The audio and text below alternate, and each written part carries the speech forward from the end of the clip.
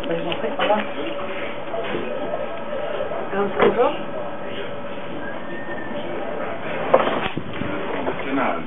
caractère scandaleux de son spectacle n'est pas aggravé par la présence du Front National.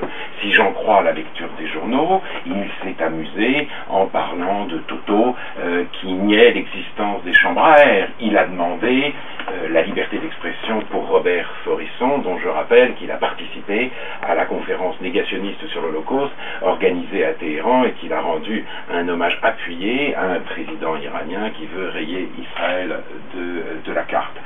Mais ce qui m'inquiète, et c'est une raison supplémentaire d'en parler, c'est que semble-t-il son succès n'est pas compromis, n'est pas affaibli par le soutien du Front National. Et ça c'est très grave, car il y a une obsession en France qui est l'antifascisme. Jusqu'à une date récente, on avait le droit d'être antisémite du moment, si j'ose dire, enfin dans certains milieux, et notamment dans la jet set, du moment qu'on ne flirtait pas avec l'extrême droite. Je me souviens par exemple de Stéphane Guillain faisant au Guignol de l'Info un portrait très élogieux, le seul même du genre, de Dieudonné en but à toutes les persécutions. Mais il avait l'air, si vous voulez, de représenter la communauté noire, et il n'avait aucun rapport avec l'extrême droite. Aujourd'hui, le rapport est avéré, un flirt poussé a lieu entre les uns et les autres, et son succès ne se dément pas. Et ça, c'est très inquiétant. Mais est-ce que ça en fait pour autant une union?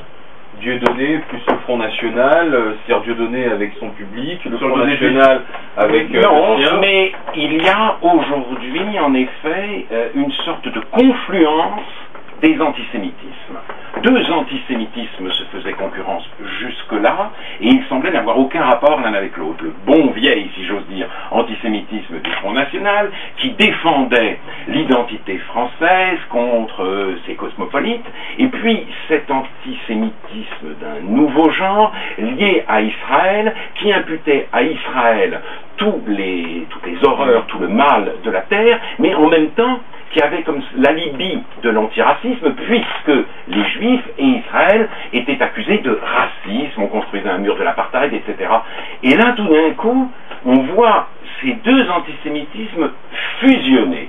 Et ça, en effet, c'est une nouveauté, parce qu'il n'y a pas que Dieudonné, il y a aussi un écrivain qui fait parler de lui, Alain Soral, oui, bien sûr, mais aussi Raphaël Confiant, écrivain antillais, auteur avec Patrick Chamoiseau et Jean Barnabé d'un livre qui a un immense succès planétaire, éloge de la créolité, car avec la créolité, il avance, si vous voulez, un concept valable pour le monde. Nous, antillais, nous sommes, en tant que créoles, un exemple pour le monde, aller dans notre voie, qui est celle du grand métissage, et il a publié un article, en quelque sorte pour justifier son soutien à Dieudonné, qui, je le rappelle, a remporté un grand succès lors de son spectacle aux Antilles. Il dit des Noirs, un article qui s'intitule « Les Noirs du malaise à la colère », malaise devant cette obsession de la Shoah en Occident, au détriment d'autres crimes, et colère, mais on pourrait se dire colère contre le racisme, par exemple, colère contre un racisme qui ne se dément pas,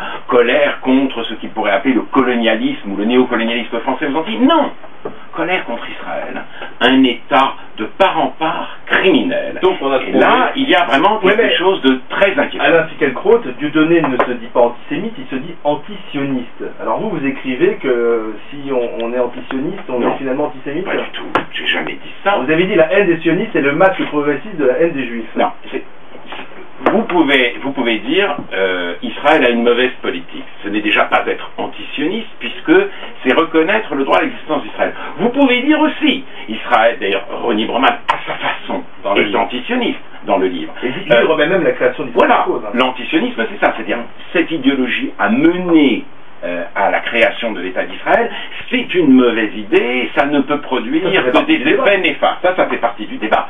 Si vous dites en revanche, il y a du mal sur la terre, et ce mal procède de l'existence d'Israël, si vous diabolisez Israël, alors vous entrez en effet dans le cadre de l'antisémitisme, mais pas de n'importe lequel, pas de l'opinion qui consiste à dire j'ai pas envie, les juifs m'énervent, ou je voudrais pas que mon enfant se marie avec une juive, dans le cadre d'un antisémitisme idéologique qui, si vous voulez, interprète l'histoire tout entière en fonction des manœuvres dont les Juifs se rendraient coupables. Si on dit aujourd'hui la guerre en Irak, c'est pour Israël, c'est Israël.